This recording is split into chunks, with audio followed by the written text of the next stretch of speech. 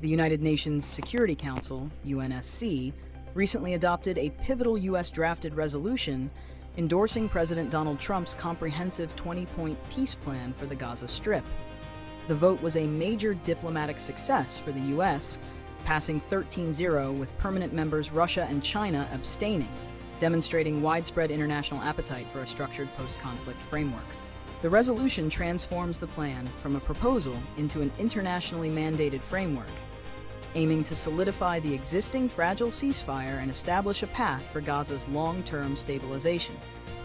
Key components include authorizing an International Stabilization Force, ISF, and establishing a transitional governance mechanism known as the Board of Peace, BOP, which President Trump is expected to chair until the end of 2027.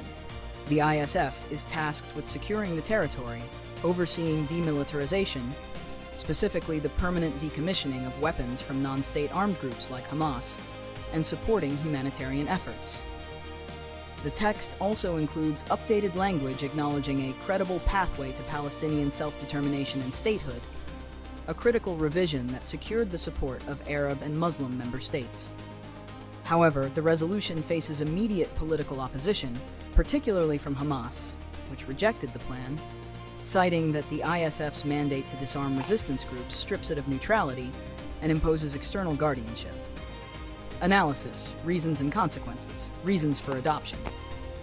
The primary reason for the resolution's overwhelming adoption was the perceived political momentum and diplomatic exhaustion following 2 years of devastating conflict. Many nations, including key Arab allies, viewed the U.S. proposal, despite its contentious elements, as the only immediately viable structure for moving past the current stalemate. The alternative, a return to full-scale conflict or a security vacuum, was deemed unacceptable.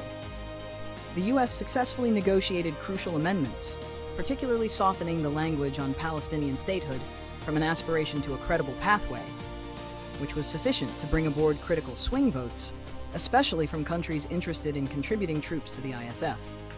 The design of the plan, which grants the Stabilization Force an executive mandate under Chapter 7 authority, allowing it to act without requiring consent from all conflicting parties, was attractive to those seeking swift, decisive action to ensure demilitarization.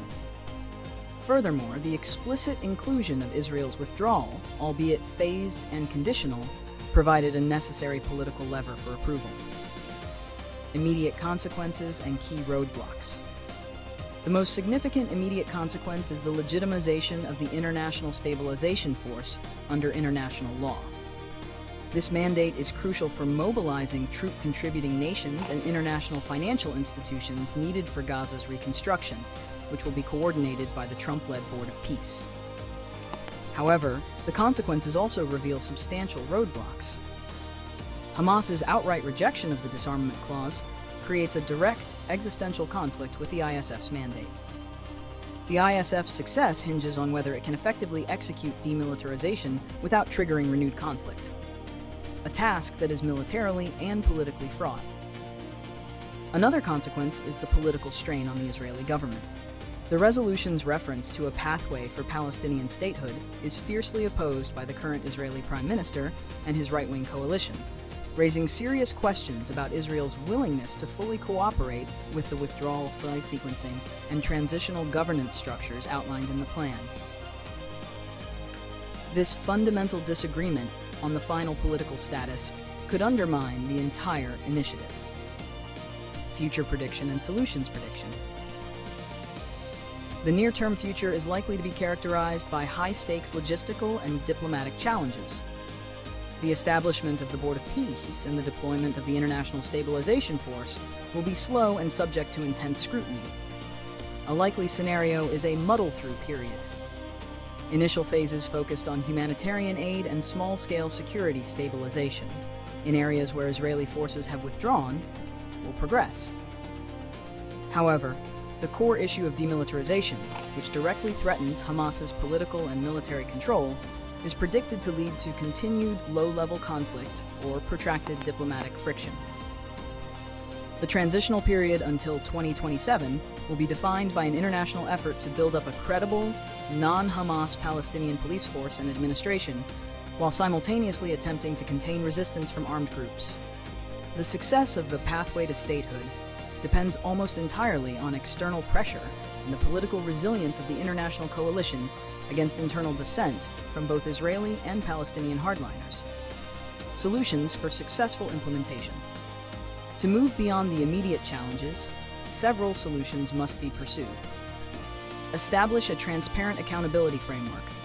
The ISF must operate under clear rules of engagement and a mechanism for accountability to reassure the local population and prevent the force from being perceived as merely an extension of the occupation.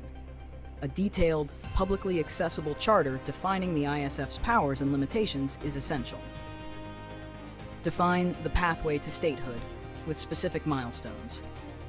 The resolution's vague reference to statehood needs concrete, measurable milestones, e.g. judicial reform, electoral capacity building, economic development targets, agreed upon by all non-militant stakeholders.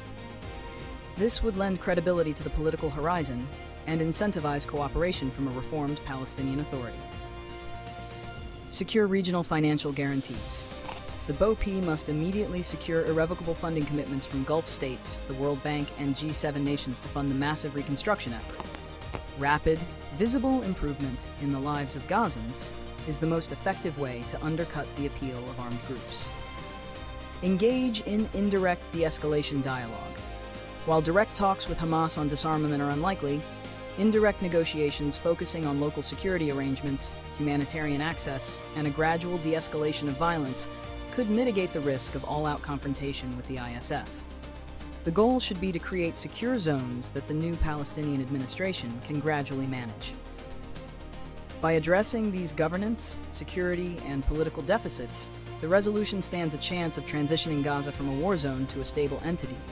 But failure to secure cooperation on the core issues of disarmament and the political endgame risks making the ISF the next combatant in the cycle of conflict.